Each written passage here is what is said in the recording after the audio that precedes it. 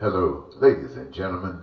This is Eddie Marcus again, spokesman and advocate of basic human rights for all people with an agenda as in heaven, so on earth. I got a little information I'd like to share with you. I think I made a couple of notes, and I'd like to, it got my attention since the last time I spoke to you. On the news media, it spoke about vets mortgage-free homes. They're talking about vets who go out in battle and they can't return, they lose their lives. I'm sure eventually it'll work its way down for all vets who come back with some type of injury. They get a mortgage-free home. You think that would have been given since day one? I mean, people who will put their lives on the line actually become your killers and go through all of these changes, and they don't become part of the fabric of the society, just as the politicians and others have become. That's the way. That's just a part of the way things are. Now, I heard the question about how should the federal workers respond to the shutdown in the government. Now, for me, I believe in being fair. I believe that the federal workers are all federal workers. You can call them essential or non-essential. They are federal workers. And if something comes up and your essential workers have to stay on the gig, and you want to protest whatever you want to call it, but the non-essential stop working, they, in fairness, are still entitled to their pay. They just got a pay vacation. Now, what does that do? That makes you treat people fair. That forces you to treat people fair. Because after a while, those guys who are essential and they gotta work, they're gonna be upset. Because now the non-essentials got a vacation.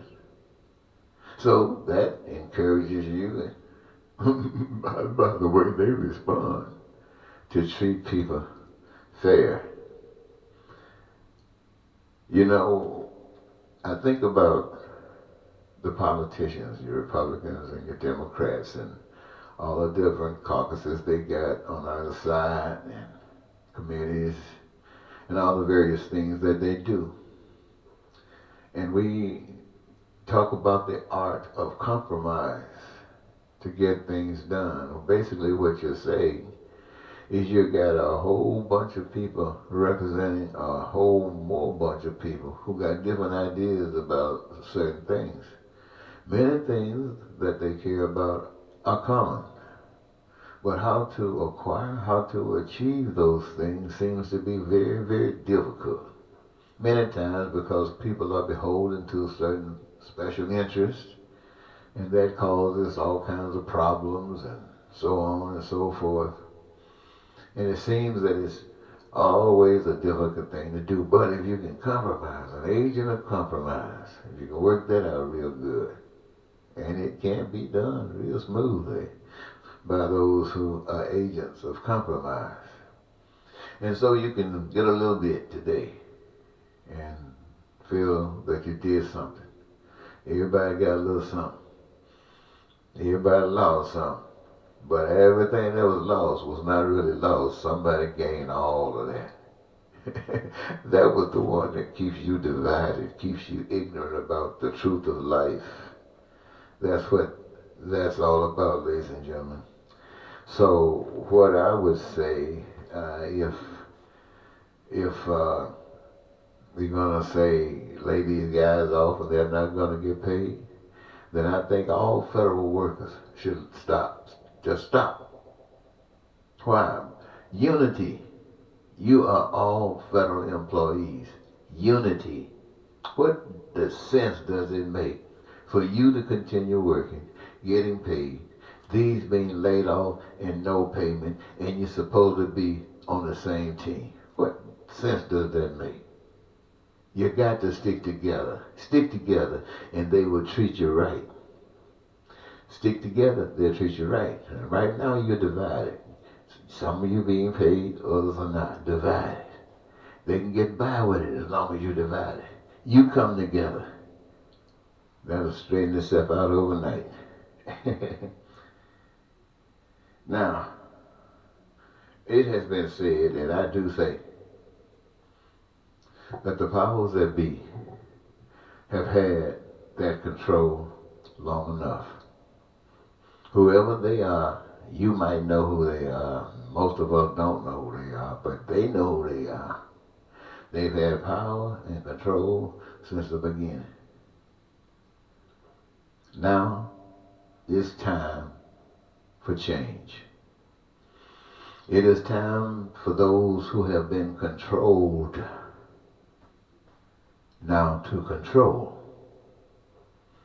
It is time for us to stop taking abuse by those who don't care anything about us. It is time for us to look for something that can teach us what it means to care. And then if we really serious, all we have to do is look within. And we'll see what it means to care for the individual. We'll see what it means to care for you as an individual. And I say to you, be able to use that as a gauge of how you should treat everyone else, just like you want to be treated. What I'm trying to say to you, ladies and gentlemen, is this. I'm a social scientist. And you know a social scientist want to know a little bit about everything. When you get my age, you don't try to remember everything. You try to remember that which is important. Did it happen? You know, where it happened at, who it happened with. Those things, details are important, but not to a guy like me. All I want to know is, did it happen?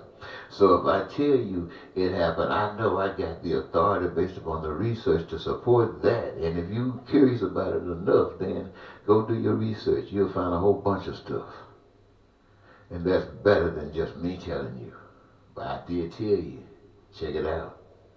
So what am I saying, ladies and gentlemen?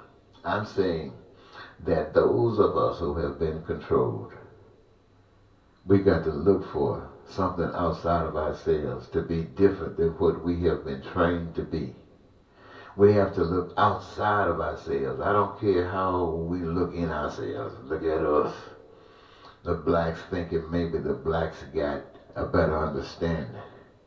Or even down here where we all been abused at, the whites thinking they still got a better understanding. Or maybe the women thinking now it's their time, they got a better understanding. Or maybe the other ethnicities that are kind of foreign to this country but have been here recently and think that they got a better idea of how it could be done. And everybody got these different ideas and none of them are the same in what they are speaking about basically are common. But how to achieve it and how to do it seems to be just as strange as it was yesterday under the power and the authority of those who've been doing this since the beginning of time. So if we who have been controlled, we can't look for those who controlled us to teach us how to do it. They can teach us what not to do. That's a good thing. But we got to know how to do it. And so we got to reach outside of ourselves. We got to reach out yonder. Reach out yonder. Believing in something other than ourselves. Knowing that that power is out there because the existence is evidence that it is no game. And this is what we want. This is what we desire. We want to know where to go. And ladies and gentlemen, I'm not just telling you this. I'm telling you what I know. And what do I know? I know it is our time. And we're not going to run things the way things were. We're going to run according to a principle called love. Now listen to me good. As in heaven, so on earth. I have to share this with every broadcast because might have somebody new who've never heard this before. But I want you to know, ladies and gentlemen, sisters and brothers, that there is a power that we can't see, we can't touch, we can't feel, but it is as real as you. But it's more powerful than all of us. Magnificent. And it's love. Now I realize there's a lot of hurt and pain that have happened to many of us. But it wasn't from that power out there. It was from the power in here. It was from us. And then some people might say, well, if that power loved us so much, why wouldn't that power intervene and stop us from feeling that pain? Because it is natural. For the law goes, you shall reap what you sow. The seed that is planted is the fruit that you get. You say, well, I didn't plant the seed. Well, you're living in a society where the seed is planted, and it is calling on you to do whatever is required to stop that seed. Because as it's happened to you now, it has happened to so many before, and it will continue to happen. So that's the difference. You got something very important to do. And so, what I'm saying, as in heaven, so on earth. Everybody, all of us, have common things that are essential for survival. Food, clothing, and shelter. Every last one of us require that. Every human on earth, not just we Americans. Over in Central America, down where they say pain and suffering is so rampant, and women and all these changes are going through. We got to do something about that. Who got to do something about that? The lovers of the world. We got to fix that problem. We don't need to build a border. We need to build a bridge that we are going across, going over there to help them, to show them the way of life. But showing them because we've got a lot of practice right here. And we're going to make it better because what? We are being led by a power that we can't see.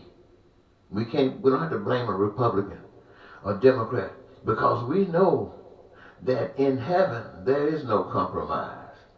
You are there because you want to be there. You don't allow the threat of death to prevent you from proving that you want to be there. And there's no place for you but to be there if something tries to take you away.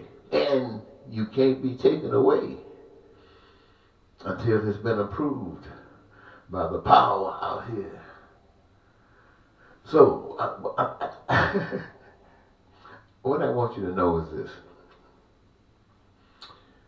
Everybody plays a role. You've been given this gift. And when you exercise that gift, when you actually go out there in a career of your own choosing, there's nothing better than knowing what you came into the world to do, and now you got the opportunity to do it, and you find out that it is being a benefit to not just one or a few, but the whole human race. You are playing a part in that creation. What are you creating? All of the food, all of the clothing, all of the shelters. Well, you know what they are. All of the education, all of the health care. You are creating it. You are extracting from the resources of the earth, using that which is you to do all of these wonderful things for the wonderful people, your sisters and brothers of the human race. My God. Ooh, I get happy talking about it. You doing it. You recognize what just happened? You, blessed with your gifts, were able to recognize all of the beauty in the resources of the earth, on it, in it, above it, seen and unseen. And you were able to take from it and do all that is required for as in heaven, so on earth. You did it simple. You didn't need anybody controlling you. No, because you were working for a common cause. And everything was working together unbeknownst to you. But at the same time, you were playing. You were playing by the rules of the powers that you can't see, can't touch, and can't feel. But you're being guided by the Spirit of love. And I'm telling you, ladies and gentlemen, and that's organized. This is what I'm telling you, that we who have been controlled and manipulated, this is our conduct. And we're not trying to punish those who have been ruling us, whether they did it to us good or bad. No, they are our brothers and sisters just as well. They played the game. They were successful at the game. Their game left us out. But our game is not going to leave them out. But our game is not going to allow them to rule us. Nor are we going to try to rule them. They're all in this game together with us. And we, by the power of what we are committed to achieve and do, will keep them in line. And will keep everybody else in line. Why? Because we are loved. And ladies and gentlemen, that's how we'll get rid of a need for a wall. Because when Mexico, some of those places where they're suffering, I know they really want to come here then. But when we're running across a bridge, going up there, setting up shop, teaching them, showing them, working with them, engaging ourselves with them to let them see that we can care about one another. And when we care and come together for one another, look at the beauty that will grow up in Mexico. Beauty that we in other parts of the world can't wait to see. Mexico, whoo, my goodness. Then we on going down in Guatemala, going down in those other places down there where changes, where we stop the killing because now people got a life. They know we're coming. They start trying to clean the streets out so we can get there easily. Not to harm or to steal or to take, but to give and to bring. My friend, come on, come on, come on, y'all. Come on, come on, come on, y'all. You know this is a go. This got to be God. Because whether you ever thought about it or not, you never did it. I never did it. But together, right now, we are engaging ourselves to do it. And we will go on to do it. And we don't have anything to fear, ladies and gentlemen. Let me tell you something.